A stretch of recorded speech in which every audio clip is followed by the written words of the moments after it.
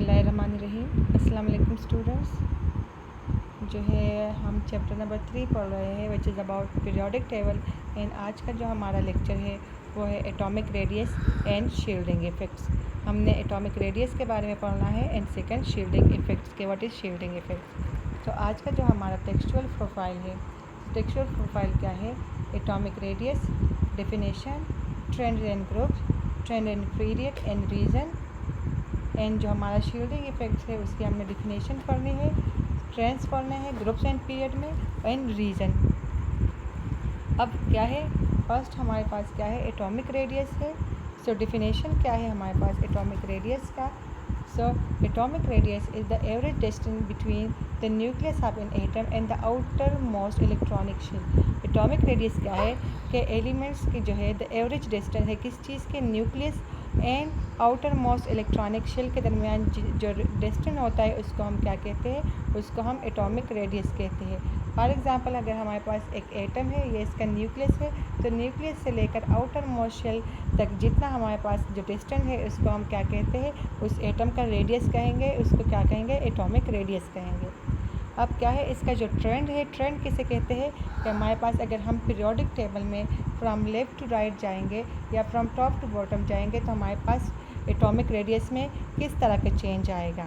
From left to right कौन सा change आएगा and from top to bottom कौन सा चेंज आएगा। सो पहले हम क्या कब पढ़ेंगे? ट्रेंड्स एंड ग्रुप पढ़ेंगे। Trends and group, atomic radius increase from top to bottom in the group.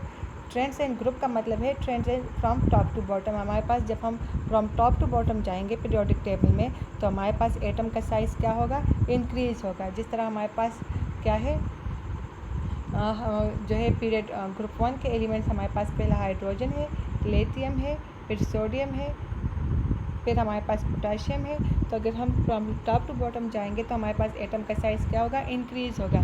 Hydrogen में 1 शेल है, तो लिथियम में हमारे पास 2 शेल्स है, पोटाशियम में, सोडियम में हमारे पास कितने शेल्स है? 3 शेल्स है, पोटाशियम में 4 शेल है।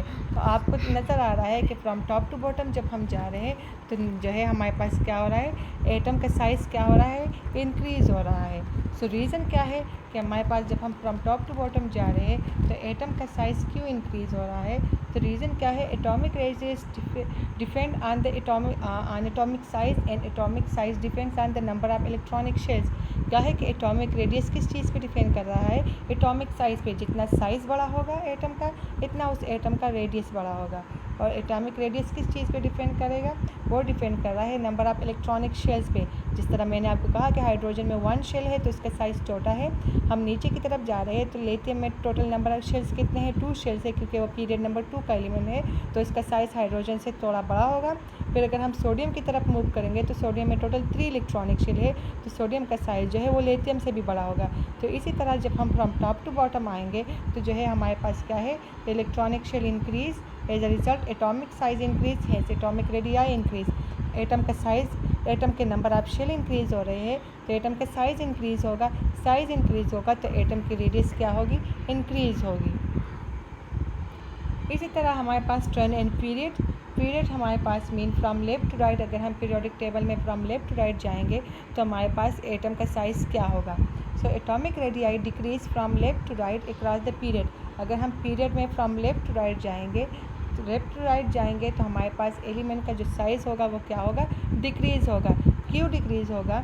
रीज़न क्या है? If we move from left to right across the period the number of proton in the nuclei of the atom increase. क्या है? न्यूक्लियस के अंदर नंबर ऑफ प्रोटॉन्स इंक्रीज़ हो रहे हैं। क्या इंक्रीज़ हो रहे हैं? Number of protons. As the result nuclear charge increase. Nucleus पे क्या हो रहा है?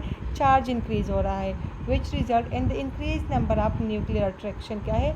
न्यूक्लियस पे ज़्यादा चार्ज होगा, न्यूक्लियस में प्रोटॉन ज़्यादा होंगे तो न्यूक्लियस क्या करेगा? आउटर मोस्ट इलेक्ट्रॉन्स को, आउटर मोस्ट शेल्स के इलेक्ट्रॉन को ज़्यादा अट्रैक्ट करेगा। ज़्यादा अट्रैक्ट करेगा तो आउटर मोस्ट शेल क्या होगा? वो न्यूक्लियस के करीब आएगा। आउटर मोस्ट शेल जो है वो क्या है? न्यूक्लियस के करीब आएगा। वो न्यूक्लियस के करीब आएगा तो एटम का साइज़ क्या होगा? डिक्रीज़ होगा। एटम का साइज़ डिक्रीज़ होगा तो इसका मतलब है कि एटॉमिक न्यूक्लियाई क्या होगी? डिक्रीज़ होगी। फॉर एग्जांपल अगर हम पीरियोडिक टेबल में देखें तो यहाँ पे हाइड्रोजन एंड यहाँ पे हीलियम रखा है। तो हाइड्रोजन में 1 प्रोटॉन है एंड हीलियम में क्या है? 2 प्रोटॉन है। तो इसका मतलब है कि हाइड्रोजन के न्यूक्लियस में 1 पॉजिटिव चार्ज है, जबकि हीलियम के न्यूक्लियस में कितने पॉजिटिव चार्ज है? 2 पॉजिटिव चार्ज है। तो इसका मतलब है कि हीलियम का एटम जो है आउटर मोस्ट इलेक्ट्रॉन को ज़्यादा अपनी तरफ अट्रैक्ट करेगा, ज़्यादा अट्रैक्ट करेगा। तो हीलियम का एटम जो है, हाइड्रोजन का एटम लार्ज इन साइज़ होगा, तो हीलियम का एटम जो है वो स्मॉलर इन साइज़ होगा। क्यों? क्योंकि हमारे पास न्यूक्लियस पे चार्ज ज़्यादा है, न्यूक्लियस पे चार्ज ज़्यादा होगा तो वो आउटर मोस्ट इलेक्ट्रॉन को ज़्यादा अट्रैक्ट करेगा, ज़्यादा अट्रैक्ट करेगा तो एटम का साइज़ डिक्रीज़ होगा, साइज़ डिक्रीज़ होगा तो एटम की रेडियस भी क्या होगी? डिक्रीज़ होगी। सो ये था हमारे पास एटॉमिक रेडियस। क्या है? Atomic radius is the distance from the nucleus to the outer most electronic shell. And atomic radius जो है वो increase from top to bottom due to क्या है? Due to the increasing number of electronic shell. And जो है हमारे पास atomic radii decrease from left to right due to क्या कि हमारे पास due to the increase nuclear charge. क्या है कि हमारे पास न्यूक्लियस में क्या होता है? जो है न्यूक्लियर चार्ज इंक्रीज हो रहा होता है। नेक्स्ट जो हमारा टॉपिक है वो है शील्डिंग इफेक्ट।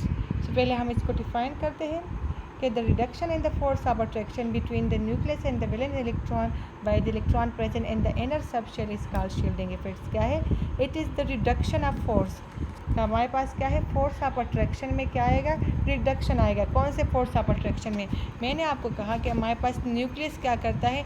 न्यूक्लियस अपने आउटर मोस्ट जो है न्यूक्लियस इलेक्ट्रॉन को अपनी तरफ अट्रैक्ट कर रहा होता है, फर्स्ट शेल के इलेक्ट्रॉन को भी, सेकंड शेल का भी इलेक्ट्रॉन को भी, थर्ड शेल को भी। अगर हमारे पास एलिमेंट्स में जितने भी शेल्स मौजूद है, सब शेल्स के इलेक्ट्रॉन को जो है न्यूक्लियस अपनी तरफ क्या करेगा? अट्रैक्ट कर रहा होता है। सो हमारे पास इसी reduction in the force of attraction कि हमारे पास जब न्यूक्लियस की अट्रैक्शन में रिडक्शन आ रही हो, रिडक्शन मतलब न्यूक्लियस का जो अट्रैक्शन और फोर्स है वो रिड्यूस हो रहा हो, कम हो रहा हो। वजह क्या है? And the valence electron by the electron present in the inner subshell. जो हमारे पास इनर सबशेल्स होते हैं उनकी वजह से क्या है? रिडक्शन आ रहा होता है। किस चीज़ में? फोर्स ऑफ अट्रैक्शन में, न्यूक्लियस के फोर्स ऑफ अट्रैक्शन में। तो इसको हम क्या कहते हैं? शील्डिंग इफेक्ट कहते हैं। फॉर एग्ज़ाम्पल हमारे पास अगर फॉर एग्ज़ाम्पल एक एलिमेंट्स है, अगर हमारे पास फॉर एग्ज़ाम्पल लेथियम है, लेथियम के न्यूक्लियस और आउटर मोस्ट शेल के दरमियान कितने शेल्स है? 1 शेल है। इसी तरह अगर हम सोडियम में डालें तो सोडियम में न्यूक्लियस और आउटर मोस्ट शेल्स के दरमियान कितने शेल्स आ रहे हैं? 2 शेल्स आ रहे हैं। तो इसका मतलब है कि शील्डिंग इफेक्ट कहाँ पे ज़्यादा होगा? सोडियम में ज़्यादा होगा, क्योंकि सोडियम के न्यूक्लियस और आउटर मोस्ट शेल्स में कितने शेल्स के दरमियान में कितने शेल्स आ रहे हैं? 2 शेल्स आ रहे हैं। जबकि लेथियम में न्यूक्लियस और जो है आउटर मोस्ट इलेक्ट्रॉनिक शेल्स के दरमियान कितने शेल्स है? 1 शेल्स है। तो इसी तरह हमारे पास जितने इनर शेल्स ज़्यादा होंगे एटम में, इतना जो है इसके जो है फोर्स रिडक्शन आएगा। किस चीज़ में? फोर्स ऑफ अट्रैक्शन, न्यूक्लियस के फोर्स ऑफ अट्रैक्शन में। और इसको हम क्या कहते हैं? शील्डिंग इफेक्ट कहते हैं। अब इसके हम क्या ट्रेंड पढ़ेंगे? तो shielding effect increase from top to bottom in the periodic table. अगर हम पीरियोडिक टेबल में टॉप टू बॉटम जाते हैं तो शील्डिंग इफेक्ट इंक्रीज़ हो रहा होता है। क्यों इंक्रीज़ हो रहा होता है? Because shielding effects depends on the number of electronic shell. किस चीज़ पर डिपेंड कर रहा है? इलेक्ट्रॉनिक शेल्स पे डिपेंड कर रहा है। और अगर हम from top to bottom move कर रहे हैं तो हमारे पास इलेक्ट्रॉनिक शेल क्या हो रहे हैं? इंक्रीज़ हो रहे हैं। तो इसका मतलब है कि हमारे पास शेल्स क्या होंगे? इंक्रीज़ होंगे। हमारे पास पीरियड 1 में 1 शेल होता है, पीरियड 2 में हमारे पास 2 शेल्स होते हैं, पीरियड 3 के एलिमेंट्स में 3 शेल्स, पीरियड 4 के एलिमेंट में 4, पीरियड 5 के एलिमेंट्स में 5, पीरियड 6 के एलिमेंट में 6 एंड पीरियड 7 के एलिमेंट में 7 शेल्स होते हैं। तो अगर हम टॉप टू बॉटम जा रहे हैं तो नंबर ऑफ शेल्स इंक्रीज़ हो रहे हैं, number of inner shells increase हो रहे हैं। तो इसी वजह से हमारे पास क्या है? शील्डिंग इफेक्ट क्या हो रहा है? इंक्रीज़ हो रहा है। मतलब कि न्यूक्लियस और आउटर मोस्ट शेल के जो अट्रैक्शन है वो क्या हो रहा है? वो डिक्रीज़ हो रहा है। And trend and the period, अगर हम पीरियड में फ्रॉम लेफ्ट टू राइट जाते हैं तो शील्डिंग इफेक्ट में क्या चेंज आएगा? Shielding effect remain constant from left to right across the period.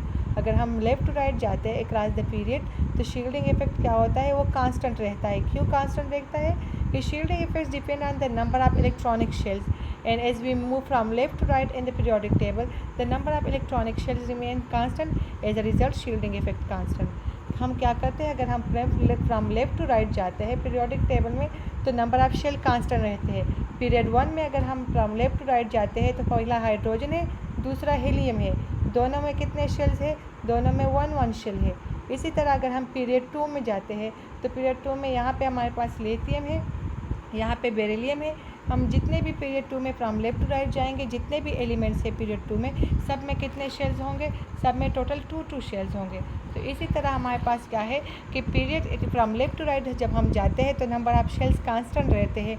Number of shell constant है तो इसका मतलब है कि शील्डिंग इफेक्ट भी कांस्टेंट है, क्योंकि शील्डिंग इफेक्ट किस चीज़ पे डिपेंड कर रहा है? Increasing number of inner electronic shells के। इनर इलेक्ट्रॉनिक शेल इंक्रीज़ होंगे तो तब शील्डिंग इफेक्ट इंक्रीज़ होगा। लेकिन फ्रॉम लेफ्ट टू राइट जो है नंबर ऑफ शेल्स में कोई चेंज नहीं आ रहा, नंबर ऑफ शेल कांस्टेंट है, तो इसी वजह से हमारे पास क्या है जो है शील्डिंग इफेक्ट भी क्या होगा? कांस्टेंट होगा। अब हमने क्या करना है, क्वेश्चन है कंपैरिजन लिथियम एंड सोडियम। हमने क्या करना है, लिथियम और सोडियम को कंपेयर करना है। So shielding effects on the depends on the number of electronic shell. Sodium है more electronic shell than lithium. Sodium में ज़्यादा शेल, नंबर ऑफ शेल है। सोडियम में टोटल कितने शेल्स है? 3 शेल्स है।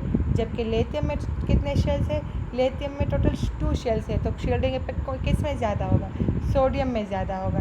तो हमारे पास क्या है कि सोडियम की जो है शील्डिंग इफेक्ट ज़्यादा है as compare to lithium. Second क्या है, magnesium and beryllium. So magnesium क्या है, shielding effects depend on the number of electronic shell. Magnesium has more electronic shells as compare to beryllium. क्या है कि मैग्नीशियम क्या है हमारे पास, मैग्नीशियम पीरियड नंबर जो है 3rd का है, पीरियड नंबर 3rd का एलिमेंट है। तो मैग्नीशियम में टोटल कितने शेल्स है? मैग्नीशियम में टोटल 3 शेल्स है। और बेरिलियम में कितने शेल्स है? बेरिलियम पीरियड नंबर 2 का है तो 2 शेल्स है। तो इसका मतलब है कि हमारे पास मैग्नीशियम क्या है, मैग्नीशियम का शील्डिंग इफेक्ट ज़्यादा है एज़ कम्पेयर टू बेरिलियम। तो ये था हमारा शील्डिंग इफेक्ट्स। अब हम जाते हैं क्वेश्चन प्रोफाइल की तरफ। तो पहला क्वेश्चन है what is atomic radius, why right is trends in periodic table. तो इसमें आपने एटॉमिक रेडियस को डिफाइन करना है और इसका ट्रेंड लिखना है from left to right and from top to bottom across the period and across the group, और साथ में आपने रीज़न भी मेंशन करना है। And why shielding effect increase from top to bottom and the group and remain constant from left to right. तो इसमें आपने शील्डिंग इफेक्ट लिखना है कि from left to right across the जो है पीरियड शील्डिंग इफेक्ट जो है वो क्यों कांस्टेंट रहता है, और फ्रॉम टॉप टू बॉटम जो है अक्रॉस द ग्रुप ये क्यों इंक्रीज़ हो रहा है। आपने इसमें क्या लिखने हैं, रीज़न मेंशन करने हैं। आइडेंटिफाई द एटम है ग्रेटर शील्डिंग इफेक्ट। जिस तरह यहाँ पे क्वेश्चन आया है कि हमने एलिमेंट्स को आइडेंटिफाई करना होगा कि इसमें सब कौन से एलिमेंट्स की शील्डिंग इफेक्ट ज़्यादा है। तो इसमें क्वेश्चन में आपका कोई भी एलिमेंट्स, 2 एलिमेंट्स जो है वो दिए गए होंगे, आपने इसमें आइडेंटिफाई करना होगा कि कौन से एलिमेंट्स की शील्डिंग इफेक्ट सबसे ज़्यादा है। सो ये था आज का हमारा लेक्चर। ओके बच्चों, अल्लाह।